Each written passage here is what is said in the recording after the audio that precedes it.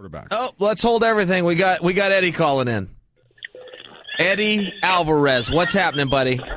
What's up, Joe? Hey, man, tell me. Let's just get right into it because this isn't going to be a fun talk for you, man. I've been in your shoes. How is the post-fight depression going? I'm trying to keep occupied. I was in the midst of doing a move. We're gonna move right outside the. I was in the midst of moving my house, so that's keeping me occupied, keep my mind off shit. But, yeah. When I begin to dwell on it, it makes me sick a little bit.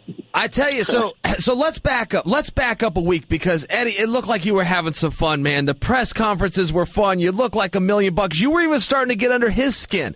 You were starting to get to Conor, man. I thought you were really flipping the script. Did you at least have some fun on fight week?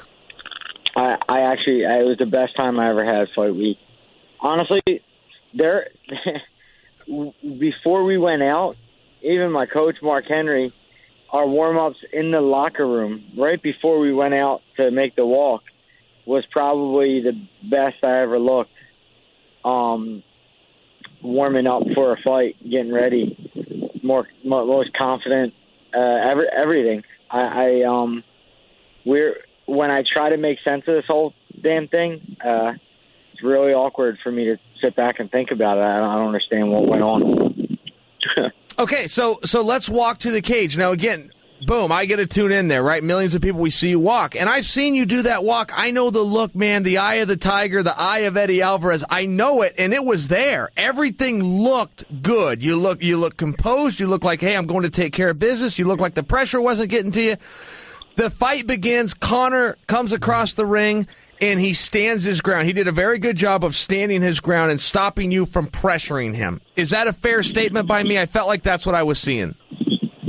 Yeah, and I believe, the first minute I landed about 3 really hard. I took that he's going to stand in front of me, kind of maybe counterfight in the beginning, let him know, kind of enforce his dominance, let him know like he's going to be right there in front of me.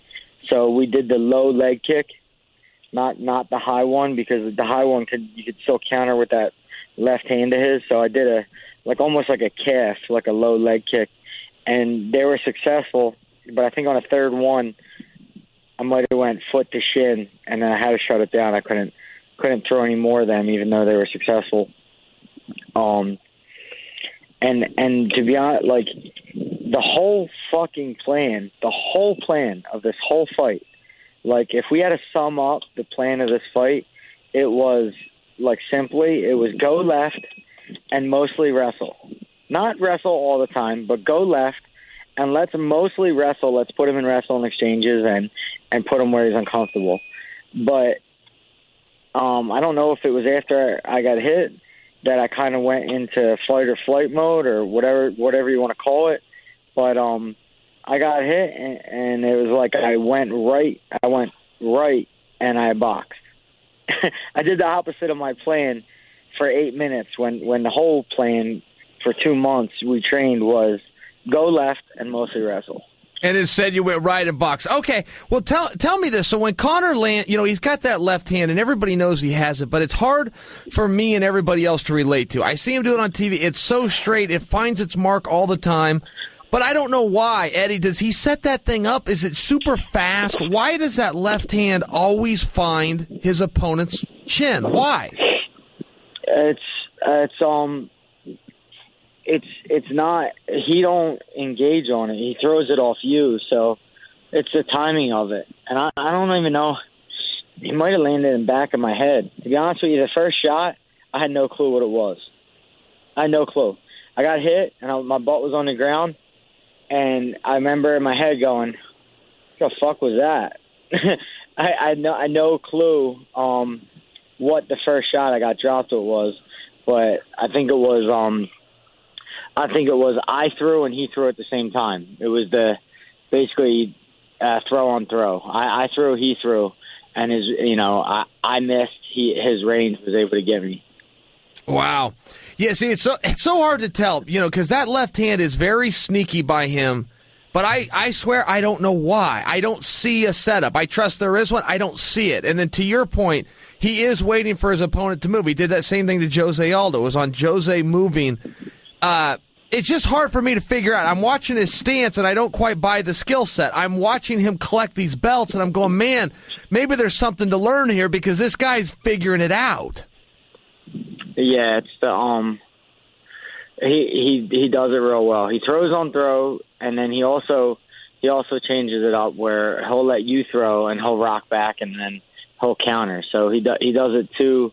He does it all three ways. All three ways of engagement. He does it all three ways with that left hand, and he does well with it. And what bugs me about the whole thing is he didn't do anything that we didn't prepare for. And I have no one to blame but myself about it, and that's what kind of fucks me up about it and gets me angry because it'd be easier if I can go back to my coach and go, "You son of a bitch! Like we didn't bad game plan. You messed up, or you didn't tell me this was going to happen, or we literally got ready for all this, and I guess there's a difference between knowing and doing, and we know, but I simply didn't execute. So, and tell me one more thing. It looked like range was a bit of an issue for you. It looked like, because I knew you could go out there and wrestle him. I knew you could go out there and tackle him. I still know you can go out there, wrestle him, and tackle him whenever you want. But it did look like, Eddie, maybe you were an inch to 2 inches too far out. And so whenever you did change elevation or even reach for his leg, it just looked like you were a little bit too far away. Would you agree with that? Did he do a good job of establishing range? All because I didn't go left. If I go left, his lead leg's right there for me to grab. If I go right, I'm going away from his lead leg. I literally dug my own grave. It sickens me. I watch the tape, and if you just go left, the lead leg becomes closer. My right hand finds its range. Everything that I do well begins to work. But I didn't. I went right, and it was sort of a death sentence. I've been getting on my thing like I threw the fight. People are telling me, "Oh, you threw the fight. You threw the fight. You threw the fight." I literally can understand these people's frustration with me and them telling me that, because when I watched the fight personally myself, I'm like, I did everything to lose this fucking fight. I did everything. I couldn't have done it any worse for myself. And I don't know if it was because I got buzzed in the beginning of the fight. I can't really put a finger on it, but I fumbled 10 times, and you can't win games fumbling. Yeah, I hear you, man. And I am really sorry that happened to you. I think you're a better fighter. I thought you'd win that fight. I want to see a rematch. I'm like a lot of people. And Conor does have, and all respect to Conor, I hope nothing I just said sounded, look, he deserves his due, but I think you would agree with me. There are some guys that have a very unique style. Conor falls into that category. In my weight class, Lyoto Machida fell into that category. Now we're seeing at 170, with Stephen Thompson. But when you have these guys with a very unique style, sometimes you got to get a rematch. Sometimes it's really hard to figure that game out in some of those movements and motions, and Conor does them with that Jeet Kune Do. We don't see a lot of that. And sometimes it is so hard to beat those guys on the first try. But you want to go, geez, give me a second or a third try. And you know this from a wrestling background. You could get 2 or 3 shots at a guy over 2 or 3 months. In MMA, you may never see it again, when the reality is all you need to beat the guy is one more shot. You're exactly right, and I'd love to. The thing is, it was hard enough getting that fight, and I did something really foolish. I fucked up big time, and I can't even say it's deserving. I blew it. I kind of blew it, and I'm hoping, that we can get a couple more really good fights and then get back in the title contention really soon. That wasn't a testament to who I am or how I fight. I just I had a bad night. terrible night. It was like a bad dream. I agree. I fully agree. I mean, that's what I thought I saw too. So tell me this for the division though, because he left the 145s in total turmoil by leaving it, and I think they're going to strip him there. I think that's been pretty clear. They're going to let him enjoy both belts, get a little marketing, and then move on. So that would mean he stays at 155.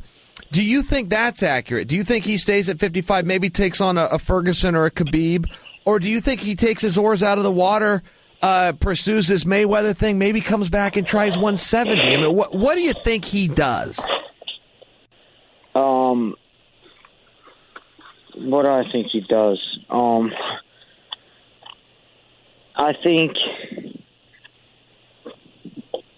the biggest fight for him, Tony Ferguson is not a pay-per-view. That's not a draw. Nobody cares about that. I don't know how many people would care about Khabib. People would only really care if he fought for a third title. That would be fun. A lot of people would tune in for that. Yeah. If he fought for the 70, and what it does is he gives up his 45. He still has the 55. You don't have to defend that immediately, and he gets a chance to make more history and not really have to fight anyone in the division, not build his way through it, But I don't know if the UFC will allow him to do that. Now, Eddie, I used to laugh at that idea of Conor versus Woodley. And again, it's not a disrespect to Conor, but at some point size matters. I don't know that I'm laughing as much anymore. I mean, I don't know that I'm not going, yeah, I got to tune in. I imagine Woodley crushes him, but I don't know. What do you think? I mean, he could probably go with him. I would hope people learn from what I did. I hope people don't. I don't know, man. This shit is so. I get so angry. I didn't get in any position I want to be in to be dominant. Just really frustrating. Really frustrating. I didn't do anything. I trained, and I was. My training was phenomenal. My walkout was confident. Everything seemed right, and it was all wrong. It's so weird how you could be focused and on point for 2-3 months, but if you're not for that 8 minutes or whatever it was inside the octagon, you can blow it all. So it's, I don't know, tough sport, man. No, it's a dirty, rotten sport, man. And I know you've got some incredible memories, and I over time this will be a great memory too. But I get it. So let me ask you this, and again, I've been in your shoes. I know what the answer is, but let me ask you this. Where you're at right now, and there is a post-fight depression, but that even comes if you win. And even if you win, you could tell the people, yeah, but there's kind of still a letdown. You had this big moment, and you got to restart. So where is your mind at? Do you want to get right back in there, get an opponent, and move forward? Or do you want to take a little bit of time and maybe revisit this in 2017? Definitely going to be in 17. It's not going to be by the end of this year. I always fight for the holidays that way. I'm not, telling my kids I got to leave and stuff like that during Thanksgiving and during Christmas. I try to leave that for my family. So I'm gonna enjoy the holidays, probably train, but not have to make fighting the biggest priority in our lives right now. And then revisit it in 2017. But for me, I think for a lot of people, it's it's a huge setback. For me, I sincerely am getting better. It sounds crazy. Didn't show in the fight, but I'm getting better being with Mark Henry and being with this team. I'm getting better every year that I fight, and shit, man, just wasn't a testament to what's going on in the gym and what's going on with me. Yeah, definitely. And I hope you're not too down, Eddie. Eddie, let me remind you, but 5 days ago, you were the champion of the world. It's not as though you're in some huge rut right now, okay? You had a just make sure you're fair with yourself. I understand the contest didn't go your way, but 5 days ago, less than 1 week, you were the champion of the world. So Don't let this hang your head, and don't let anybody get you down, man. We still know you were the champ, and it was just a minute ago. You will get back on that horse. All right, listen, Eddie, I won't take any more of your time. I know that you're doing a move. I appreciate you jumping on this call, and big fan over here, man. Just stay after it. We'll look forward to your next one. Awesome, Cal. Appreciate it, man. Awesome. See you, Eddie.